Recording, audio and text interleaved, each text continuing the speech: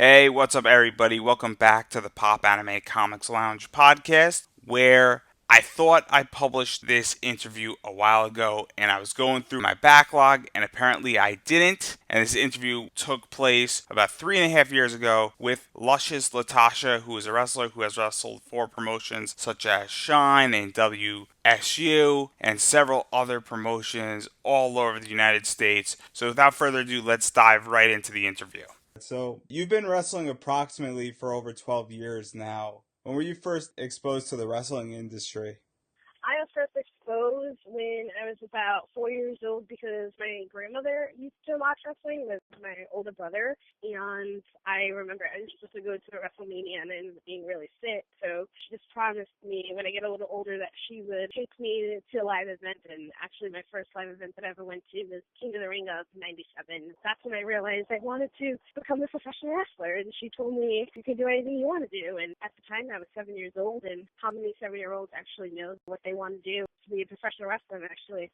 And so, after watching live events, did you watch wrestling on TV? Yeah, I would watch at the time. Obviously, it was like WWF, and she always liked WCW, so I watched a little bit of WCW. And now, when did you start to train as a wrestler? I started training at 16. I actually got to LA on my birthday because there was a show at my local promotion, and as soon as that Tuesday hit, once I was 16, and my grandmother signed the waiver, I started training September 2003. So, how'd you go about finding the school that you were going to train at? Well, there was posters up in my neighborhood for a local wrestling show, and it was actually connected to an auction hall. And the owner at the time would run wrestling weekly. And one of my best friends, who is Alexis Nevaeh, and her mom used to work there. And I remember telling her, like, oh my God, I love wrestling. There's wrestling there. And at the time, Alexis didn't watch wrestling. She just knew her mom would help out. And I actually went to the first event. And I actually would help out at shows. I did concession. I used to record the shows, and then when I believe I turned 14, 15, I was starting to ring crew with them and would travel and get the feel of what it is to be an indie worker. And I was always helping out doing music, and then I turned 16 and I started training. And people don't realize that, like, start training very young, but it's not like I had a freebie. I'm not like a lot of people nowadays that just start out. They don't have to, like, earn their place. They don't do ring crew, and they don't respect the business. Like, I busted my butt, and even when I got a little older, I would drive ring trucks to the show and still set up rings after years of wrestling. And I don't think a lot of people pay their dues and respect the business when they're first coming in. And now, since you have this background, do you have a completely different aspect on the wrestling business as a whole? I do. I loved it and watching it, and I get more excited of watching NXT than I do with Raw, just because they're trying to make a name for themselves. They're putting it all out there. I appreciate watching it because I know they're going to do like 110% because they want to make it to the main roster. And I still try to watch as much indie shows as I can in the area, and I appreciate it more than just watching it as a fan. Like, I don't watch it as a fan. I can't get out of the mentality that I have for it, which kind of ruins it, you know, because like my childhood dream to become a wrestler, which I'm doing, but I fell in love with it because it was entertaining, and now I watch it and I'm just like, wow, look at this and look what they did, and well, that didn't make sense, and I look at it different, and it's so hard to like separate it. So, now that you watch NXT and you also watch Raw and SmackDown sometimes, do you ever see something that they're doing in NXT or on Raw or SmackDown that you try to do in the ring? No, not necessarily. The only thing that I do pick up on it is camera. Make sure wherever the hard camera is, and this is something that's actually learned in training as well, because they used to set up a camera for us so we could go back and watch it and just know how to work the camera. But I've done extra work for WWE, and one of the things is you just want to listen and see what's going on, and that's one of the main things. It's World Wrestling Entertainment, so you need to entertain the people that are watching. Even though there's people in the crowd, you need to entertain the millions that are watching. So when I do watch NXT, I watch how they're reacting to the camera and their facial expressions and everything. That's the only thing I really pick from there. And now to talk a little bit about your career. You started your career in 2004/5 in Top Rope Promotions. How did you discover that promotion? That is the promotion that I actually went to the first show. At the time, they had a different name. And then one of my friends, he ended up buying the company. So literally, I was very lucky. When I lived in New Bedford, they were right up the street. I ended up moving to another city, which was like 20 minutes away. And they ended up moving, and again, right up the street from me. And they mainly ran in the area. Sometimes they go to Connecticut or Rhode Island. So for the most part, it was in Massachusetts. And now in this promotion, you've had major rivalries with Barbie, Alexis, Amber, Nikki Valentine, and Mistress Belmont. How do you feel that these rivalries played out? I think it was very good. I know at the time it was very hard because we all weren't in top all at the same time for the most part. There was one little point when it was me and Alex because we didn't have any other girls. So when we would do shows, it was mainly her and I, which I absolutely love. She's one of my favorites to work with, but they never really had storylines with us. So it's not like me and her ever like had a feud. It was just we were one of show in Pittsfield, Mass, or we have a show in Taunton, you two girls local and able to do it. And the same thing with Barbie. I think me and Barbie had a little feud for the most part, and I think that was good until she stopped wrestling in Belmont. I've actually wrestled Belmont outside of Top Rope Promotions for NCW. And Nikki Valentine, I know we've worked quite a few times. She actually is the one that gave me my first concussion, which was not fun.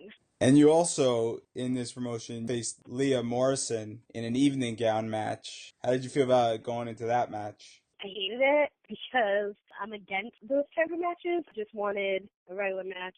And to be honest, I don't even remember who won. I think she did, but it's like one of those things you just put in the back of your mind and kind of forget it. But I'm pretty sure she won that match. And you also, in this promotion, had a steel cage match. How did you prepare for that match? It was very interesting. It was my first steel cage, and I wrestled Dar, who is a sweetheart, but she's so much older than me, and she's a little crazy. It went well, and I'm not opposed to doing another cage match. Hardcore match, not a big fan of. Cage matches, I like the concept of it. So. And now in 2007, you came into WSU. How did you find that promotion? I found it from a friend of ours. They were just starting out. And I've actually worked every WSU show until I moved to Florida. And it was a good promotion. In the beginning, they had their little quirks and you get tweaks and stuff. But as the years went on, the promotion was growing and growing and getting better and better. And now it's under new ownership. And I don't think the roster is really the same. There might be like a handful. But I hear they're doing really well. And now also you were involved in WSU's Kings and Queens tournament. How did you feel about being in a mixed tag team match? I like it. I like the concept of mixed tag teams as long as intergender mixed tag. I like it girls versus girls, guys versus guys. I do not like guys, put the hands on the girls. I've been against that for many, many years. But King and Queens, I really liked it. Teaming with them and it was entertaining. It was a good time. So the match went well. I enjoyed it very much. And now, as part of the Soul Sisters, you were involved in a match against the Beatdown Betties with Rick Cataldo and Roxy Cotton. How did you feel about being involved facing a guy kind of as a girl and that entire situation? I thought it was quite odd. We'll just see how this goes. I'm very easygoing. I hardly ever say no to anything. Even though if I don't really feel too comfortable with something, I'll still go with it. Just at the end of the day, I just want everyone to be happy and don't cause friction or anything. So like working with the Beatdown Betties, I enjoy it more now today because I formed a friendship. But working with Rick and seeing his persona and his character is just hilarious and trying to play off of it was definitely a good old time. And you eventually faced them again for the tag team titles, except Rick was replaced with Annie Social. How did you feel about that tag team changing when you faced them? The thing is, even though they changed with Annie, I think Rick was still a part of the Beatdown Betties. I know there was a point where he got kicked out or something, and they brought him back, something along those lines. For Annie, I've worked her and Gabby, well, Roxy, a couple times as well, so the Beatdown Betties, I loved the characters just being freaking ridiculous. So it didn't bother me at all when they brought Annie in instead of Cataldo.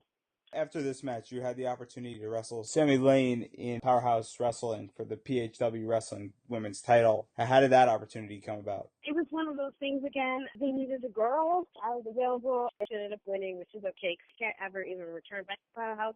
And then you also had the opportunity to wrestle Velvet Sky. What was that like? Velvet for NEW. That actually is one of my favorite matches because the crowd hated me so much. I remember it was in New York too. There was so many people, and I enjoyed it. I know she was happy after, so good for her. She's from Connecticut and everything, and at the time she was still part of the beautiful people, so it was a good opportunity to work with her. And now in August, you were involved in crowning the first ever new spirit champion for WSU, which you won. What was that like? Awesome, because at that time I'd been with the company for a little bit, and I didn't even know I was going to get entered into their tournament to begin with. And then for me to be the first ever was amazing. You know, it's like whenever somebody asks, like, "What's your highlights?" I'm like, "Wow, first ever WSU Spirit Champions." It's a cool thing. And were there any pressures of being the first one and holding this title? No, I just want to be the best, title or no title. I just want my match to do the best that I can for my abilities. So every match is pressure, I guess. There wasn't any extra pressure with having a title or not. It was cool to have it, but I want to make sure I don't hurt myself or somebody else and to get a learning experience with every match that I do. And now you had two successful title defenses. Do you find Mm-hmm. it easier to chase after a title or defend your title? Defend. Because I already have it, so I'm more confident. So I feel like defend is easier. That's really interesting because I was speaking to somebody last night and they said the exact opposite. That's so interesting. That's legitly like fascinating how two people have different complete opinions and complete philosophies with wrestling. And now you and Jana started to have, I guess, a scuffle over the title and you exchanged victories over the title. What was that like facing your former tag team partner? Well, at the time, I believe we were already broken up and went our separate ways, and then we had our cross paths again. And the only reason why I lost the title is because we were in a triple threat, and Leah Morrison got pinned, and I was on the outside. I actually didn't get pinned that time for the title when she got it, and then I remember we had like a street fight. And then I got it back, and then I ended up losing it again. So the same night. It was cool because it's like finally we got to go toe-to-toe, which is something I've wanted to do for a while. So it's about time. And do you find it easier to construct a match when you know somebody so well, such as a tag team partner, or you've been feuding with them for over a year? Or do you find it harder to construct a match? It really goes hand in hand because you know what they do for the most part, but they also know what you do. So that's where it goes hand in hand. Like, it's a benefit for you, but then it's not really because, you know, she knows the things that I do. So if I'm ready to put her in the corner and do like a cartwheel elbow, she 9 times out of 10 knows I'm going to set up for it and throw her into the corner, you know, and like, oh shit, I know what's coming. Let me move out of the way. I wouldn't say it's like a benefit. And now WSU is famous for having uncensored matches, and you've been in quite a few of them. What is an uncensored match for people who don't know what an uncensored match is? All hell breaks loose, pretty much. I had some stuff with Amy Lee. I believe Marty Bell was in the match before. It was Jazz. It was somebody was shoving bread in Amy Lee's mouth. I don't know. WSU was crazy. And for the most part, we're in the ring. There was no, like, hardcore stuff until the end. Just all hell broke loose because no one ever saw a WSU show back in the day. It was just like, don't let your children watch this. And you've also been involved in fans bring their own weapon type of match. How do you prepare for that type of match? You don't. I did get a little hurt, but it wasn't anything that put me out of commission for a little bit. But you don't really prepare. You just got to think of the worst and then take it back that way. And now in 2011 in June, you actually had the opportunity to go to Japan and wrestle. What was that like? It was the best experience of my life. It ended up being 2 months. I was only supposed to be there for a month, and they actually asked me to stay to participate in their intercontinental tournament. So it was the greatest thing ever. I remember just jumping in joy, like I get to stay for another month and learn and just explore. And even though I was there, I still couldn't believe, even though I may see all these Japanese people, and every day I'm like, I can't believe in Japan. And that's something that'll never get old. And I have DVDs of my matches and everything, and I'll go back and watch it. And it's just so surreal to me. And how did going to Japan influence your wrestling style when you came back to the States? It made me be braver because Japanese fans, they're very quiet as opposed to Americans. So being there, I'm thinking like they think I'm terrible because they were just quiet. Once they do something, they're like, oh. Just coming back, I felt so much more confident. And now when you came back in WSU, you started to face the Midwest militia. How did that all play out? That played out because they decided, hey, why don't you guys give it another shot, Jana? And we said, sure, why not? And at the time, Midwest Militia was one of their top tag teams. We worked them a few times, and it was good because I was actually still single with that Shine, so it was good for me, and we understood each other. We're coming from some years before, and we just said, hey, let's run, and let's try to take out the Midwest Militia. And how did you feel about wrestling those matches, and how do you feel the crowd reacted to it? I like Jersey, but I feel like it was so hard then to be more on the heel side than baby faces. So, and every time I was in WSU, it's always a face. And I am very nice, but I can't sit there and beg people to cheer for me. I'm in there trying to pin an opponent and trying to beg the crowd to get behind me.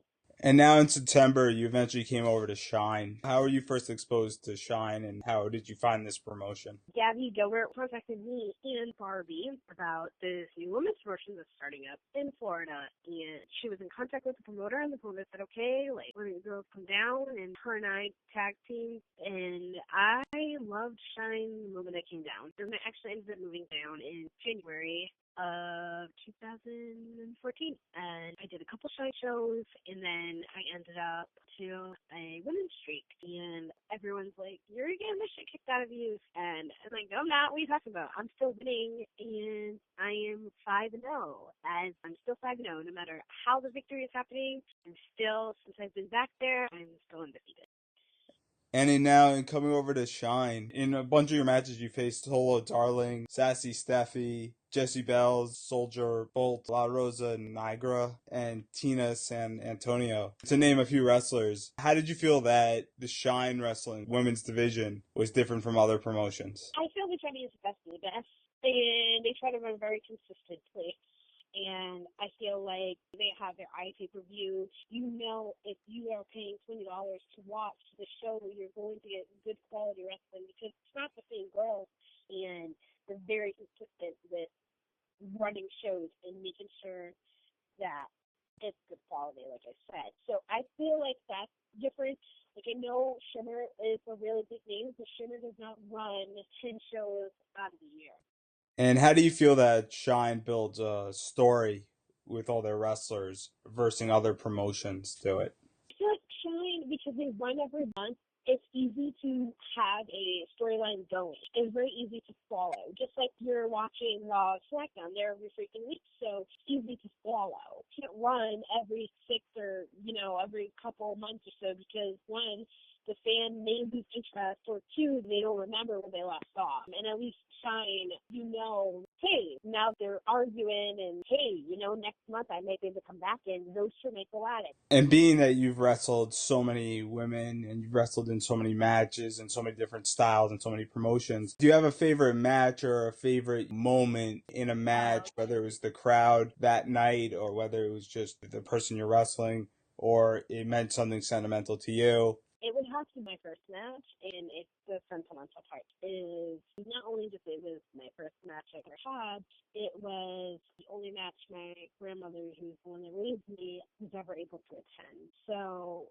with her being sick, her being able to come out, because it is something that I've been wanting to do since I was a little girl, and she was okay with it. She never said, like, you're not going to be a professional wrestler, not my granddaughter. She never gave me crap and just be around and see what goes on and part of it. Even at 14 on the weekends when I would go 2 hours away, she never gave me any crap about it. She just said, okay, that's fine. Make sure you call me when you get to the hotel or whatever, Okay, man, no problem. So it would have to be my first match I've ever had.